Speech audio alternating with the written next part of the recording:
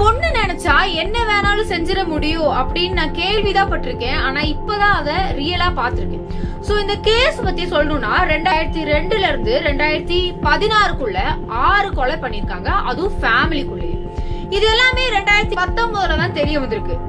இது கோடதில் அப்படின்னு கேரளால ஒரு வில்லேஜ்ல தான் நடந்திருக்கு. பொன்னமட்டம் அப்படின்னு ஒரு பர்டிகுலர் ஃபேமிலியை கூப்பிடுவாங்க.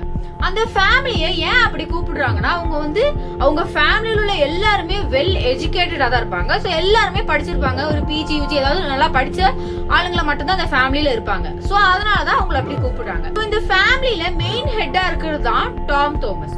இவங்களோட ஒய்ஃப் அன்னம்மா தாமஸ். சோ இவங்க 2 பேர்த்துக்கும் 3 குழந்தைங்க இருக்கு. மொத பையன் பேர் தான் ராய் தாமஸ், அதுக்கப்புறம் ரஞ்சின்னு ஒரு பொண்ணு இருக்கு, லாஸ்ட் சின்ன பையன் ரோஜோ அப்படின்னு ஒரு பையன்.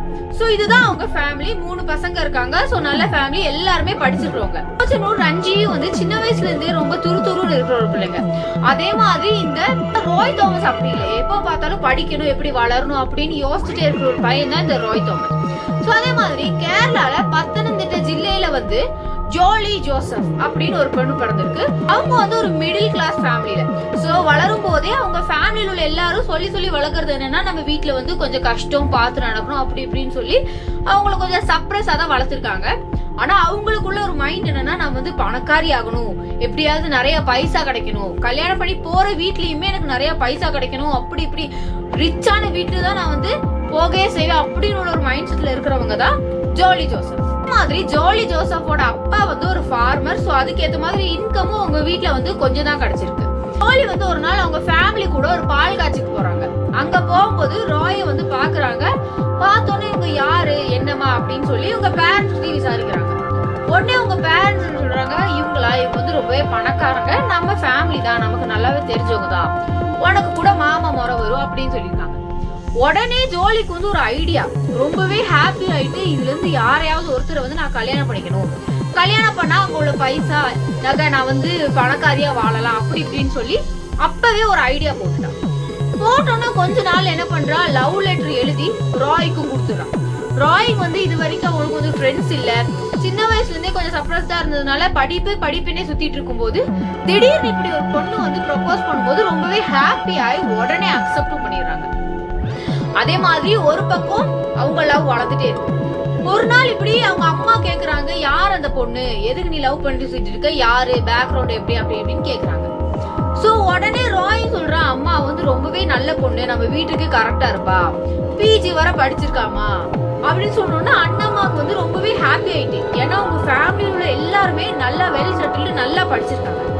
சோ இப்படி அவங்க வரப்போற மருமகளும் நல்லா படிச்சிருக்கணும் அப்படின்னு ஆசைப்படுறாங்க அண்ணம்மாக்கு அந்த பொண்ணை பத்தி தெரிஞ்சோன்னா பிஜி வர படிச்சிருக்கா அப்படின்னு சொன்னோன்னே கல்யாணத்துக்கு ஒத்துக்குறாங்க. சோ அப்புறம் அண்ணம்மா டாம் கிட்ட, அதாவது உங்க ஹஸ்பண்ட் கிட்ட போய் சொல்றாங்க, இப்படி நம்ம பையனுக்கு அந்த பொண்ணை ரொம்பவே பிடிச்சிருக்கு, கல்யாணம் பண்ணி வைக்கலாமான்னு. ஆனா போட்டோவை பார்த்தோன்னு டாம் என்ன சொல்றான், இது வேண்டாம், இது சரி ஆகாது அப்படின்னு சொல்றாங்க. ஆனா அதையும் கேட்காம அண்ணம்மாவும் ராயும் இதுதான் கரெக்டா இருக்கும் அப்படின்னு சொல்லி அவங்கள மேனிபுலேட் பண்ண தொடங்கிட்டு அதே மாதிரி கல்யாணமும் நடந்து முடிஞ்சிருது.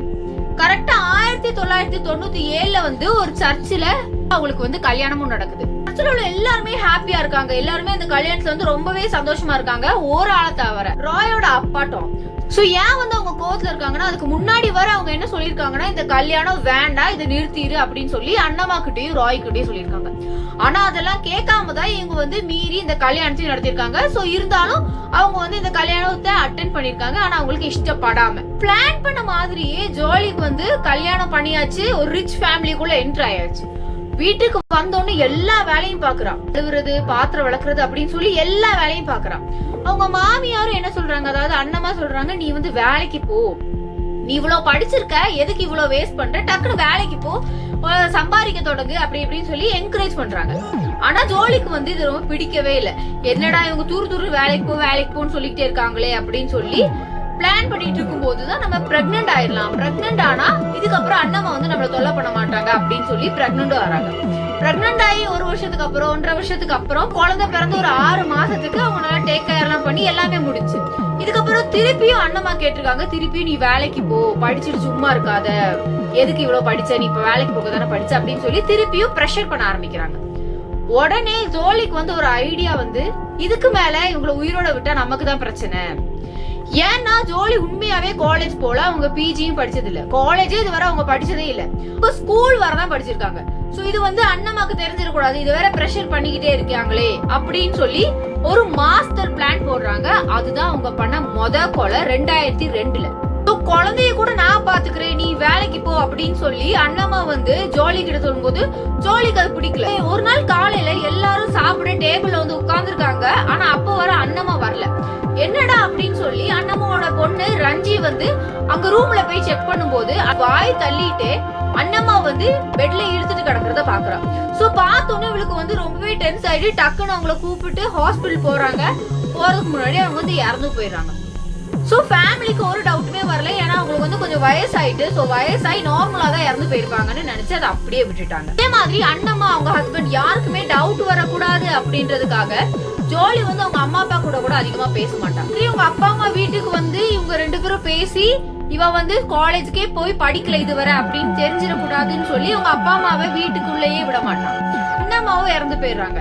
அதே மாதிரி அண்ணம்மா இறந்து போன உடனே வீட்டுல உள்ள எல்லா பவரும் கிடைச்ச மாதிரி அவளே நினைச்சுக்கிட்டா. எல்லாத்துக்கிட்டையுமே ஒரு ரூல்ஸ் வச்சுக்கிட்டா. ரஞ்சி கிட்ட சொன்னது என்னன்னா, நீ வந்து கரெக்ட் டைம்ல வீட்டுக்கு வந்துடணும் அப்படி இப்படின்னு சொல்லி அவங்களுக்கு ஒரு ரூல்ஸ் எல்லாம் போட்டு அவங்கதான் பெரிய லீடர் மாதிரி ஜோலி வந்து மனசுக்குள்ளே நினைச்சிட்டு இருக்காங்க.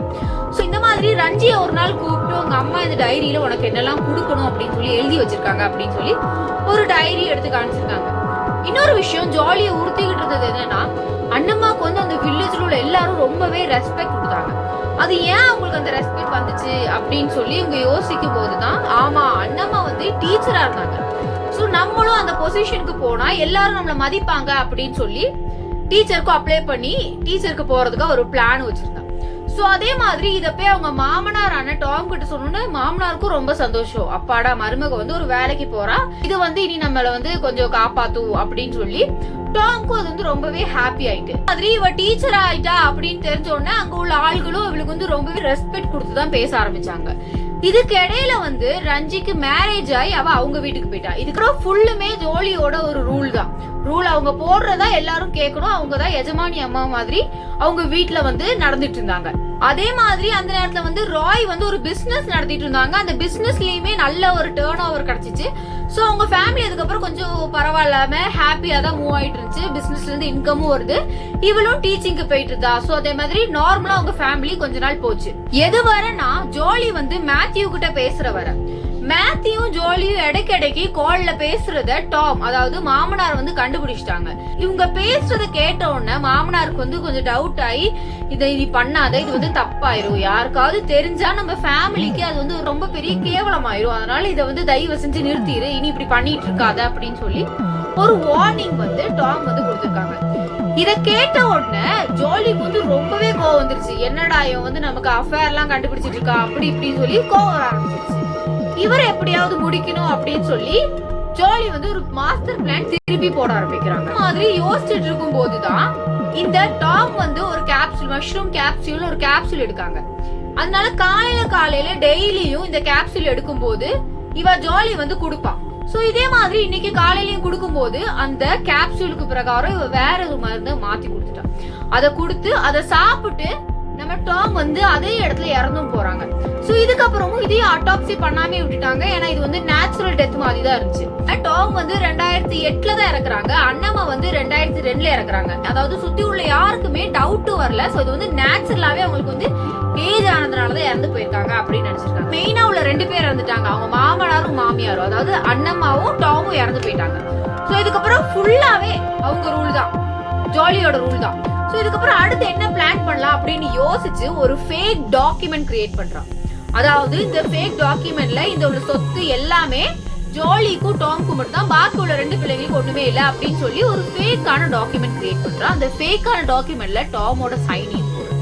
சோ இத வந்து ரஞ்சி கிட்டையும் ரோஜா கிட்டையும் கால் பண்ணி கேட்டோம்னா அது எப்படி நடக்கும், எங்க அப்பா அப்படி பண்ண மாட்டாங்க அப்படின்னு சொல்லி இவங்க 2 பேத்துக்கும் கொஞ்சம் கான்ஃபிளிக்ட் ஆகுது, வாக்குவாதம் நடக்குது. சோ இதுக்கப்புறம் பேசதான் ரஞ்சி கேக்குறா, இதுல வந்து விட்னஸ் சைனே இல்லையே, நீங்களே இதை வந்து ஒரு கிரியேட் பண்ணி ஒரு டாக்குமெண்ட் கிரியேட் பண்ணி சொன்னீங்கன்னா அதை நாங்க நம்பணுமா அப்படின்னு சொல்லி நைஸா அந்த டாக்குமெண்ட்டையும் எடுத்துட்டு போயிடலாம்.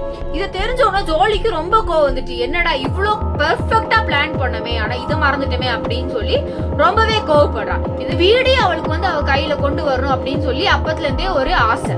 சோ அப்படியே கொஞ்ச நாள் போகும் போக இந்த ராய்க்கு வந்து பிசினஸ்ல ரொம்பவே லாஸ் ஆகுது. ரஞ்சிக்கும் ரோஜோக்கும் என்ன கோவம் வருதுன்னா, ஏன் வந்து ராய் வந்து எந்த ஒரு வாக்குமே கேட்க மாட்டேங்காங்க, ஜாலி பண்றது தப்புன்னு தெரிஞ்சு, அவங்க ஒய்ஃப் பண்றது தப்புன்னு தெரிஞ்சு ஏன் ஒரு வாக்குமே கேட்க மாட்டேங்காங்க அப்படின்னு அவங்களோட தம்பிக்கும் தங்கச்சிக்கும் கோவம் வருது. சோ ஏன் வந்து ராய் கேட்காம இருந்தாங்கன்னா, அந்த நேரத்துல அவங்களுக்கு வந்து பிசினஸ்ல வந்து ரொம்பவே லாஸ் நடக்கு. சோ இப்படி இந்த பைசா கிடைச்சா அது யூஸ் ஆகுமே அப்படின்னு சொல்லிதான் ராய் வந்து அந்த நேரத்துல ஒண்ணுமே கேட்காம இருந்திருக்காரு. ஹஸ்பண்ட் வந்து வேலை கிடைக்காம இருக்கிறது வந்து ஜாலி வந்து எப்ப பார்த்தாலும் குத்தி காணிச்சு இந்த ரஞ்சி கிட்ட கால் பண்ணி நான் வந்து இவளை வந்து டிவோர்ஸ் பண்ணலான் இருக்கேன் அப்படி இப்படின்னு சொல்லி இடைக்கிடைக்கு பேசுறத ராய் வந்து கேட்டிருக்காங்க. இதனால அவங்க ரொம்பவே கஷ்டத்துல போய் டிப்ரெஷன்ல போயிருக்காங்க. சோ இந்த நேரத்துல என்ன ஆயிருக்குன்னா, ராய் வந்து கேக்குறாங்க, உனக்கும் மேத்யூக்கு ஏதாவது ஒரு ரிலேஷன் இருக்கா? இது வந்து எங்க அப்பா வந்து அன்னைக்கு சொன்னாங்க, ஆனா நான் அந்த நேரத்துல இது வந்து ஒரு பெரிய விஷயமா எடுக்கல. உனக்கும் அவனுக்கு ஏதாவது ரிலேஷன்ஷிப் இருக்கா சொல்லு, இது வந்து ரொம்ப தப்பு, அப்படி ஏதாவது பண்ணிருந்தாலும் அதை தயவு செஞ்சு நிறுத்திடு அப்படின்னு சொல்லி ஒரு வார்னிங்கும் ராய் கொடுக்குறாங்க. சோ அடுத்து ஜோலி யோசிச்சதுதான், இவனையும் விடக்கூடாது, இவன் என்ன எல்லாத்தையுமே கண்டுபிடிச்சிட்டு இருக்கான், இதை கண்டுபிடிச்சு இனி நமக்கு தான் பிரச்சனை வரும் அப்படின்னு சொல்லி ராயையும் அன்னைக்கு நைட்டே கொலை பண்ணணும் அப்படின்னு சொல்லி அவனுக்கு பிடிச்ச குழம்பு, கடலை குழம்பு ஏதோ வச்சு இதை நீங்க சாப்பிடுங்க அப்படின்னு சொல்லி சாப்பாடு கொடுத்துருக்காங்க. பாத்ரூம் போய் அதை துப்பலான்னு போகும்போது அங்கேயே விழுந்து அங்கேயே சாகுறான். அங்க சாகும்போது இவன் வந்து கேஷுவலா கிச்சன்ல இருந்து சமைச்சுக்கிட்டு தான் இருக்கான். சோ அண்ணம்மாவோட தம்பி மேத்யூ, இது வந்து அந்த மேத்யூ இல்ல, அண்ணம்மாவோட அண்ணன் தான் இந்த மேத்யூ. இந்த மேத்யூ வந்து அன்னைக்கு தான் நம்ம ராய பார்க்க வந்திருக்காங்க. சோ இப்படி ரெண்டு பேரும் பேசிட்டு 2 மணி நேரத்துக்கு முன்னாடி பேசிட்டு தான் இந்த கான்வர்சேஷன்ல முடிச்சிட்டு நம்ம ராய் வந்து இவங்க ஒய்ஃப் கிட்ட பேச வந்திருக்காங்க. மேத்யூ வந்து அங்க போய் தூங்க போயிருக்காங்க. பாத்ரூம்ல விழுந்த உடனே இந்த ஜோலி வந்து ஆக்ட் பண்ண ஆரம்பிச்சு கத்தி, ஐயோ என் புருஷனுக்கு என்னமோ ஆயிடுச்சு அப்படின்னு சொல்லி இந்த அங்கிள் மேத்யூ வந்து கூப்பிட்டு வரான். சோ இந்த அங்கிளுக்கும் என்னன்னு தெரியல, எப்படி வந்து இவனுக்கு இப்படி ஆயிருக்கும், ஏன் இப்படி விஷத்தை கொடுத்தான் அப்படின்னு தெரிஞ்சு அவங்களுக்கு ஒரே கன்ஃபியூஷன். ஏன்னா 2 மணி நேரத்துக்கு முன்னாடிதான் அவர் வந்து இவ கூட நல்லாவே பேசிட்டு இருந்தாங்க. சோ இது எல்லாமே டவுட் வந்து கடைசியில இந்த டவுட் ஃபுல்லாவே திரும்புறது வந்து ஜோலி மேலதான். சோ இதே மாதிரி டவுட் எல்லாம் ஜோலி பக்கம் திரும்புது. சோ இவங்க எல்லாம் கம்பல் பண்ணி போஸ்ட்மார்ட்டமும் போறாங்க. போஸ்ட்மார்ட்டம் பண்ணா ஜோலி வந்து மாட்டிருவான்னு அவளுக்கு தெரியும். அதனால யோசிச்சு ஒரு பிளான் போடுறான். இதோட செகண்ட் பார்ட் கூடிய சீக்கிரமே அப்லோட் பண்ணுவோம். இந்த மாதிரி கிரைம் ரிலேட்டட் வீடியோக்கு நம்ம சேனலை சப்ஸ்கிரைப் பண்ணுங்க. தேங்க்யூ.